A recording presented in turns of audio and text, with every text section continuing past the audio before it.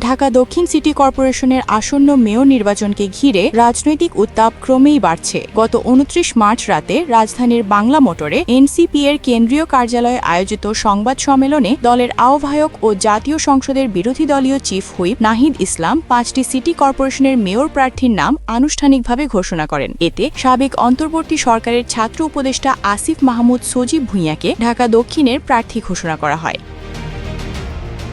এর আগে ফেসবুকে ঢাকা দক্ষিণে মেয়র নির্বাচন করার ইচ্ছার কথা জানিয়েছিলেন মুক্তিযুদ্ধ বিষয়ক প্রতিমন্ত্রী ও ঢাকা ৬ আসনের সংসদ সদস্য ইশরাক হোসেন। তবে তা নির্ভর করছে বিএনপির মনোনয়নের ওপর। দল থেকে মনোনয়ন পেলেই সিটি কর্পোরেশন নির্বাচনে অংশ নেবেন ইশরাক হোসেন।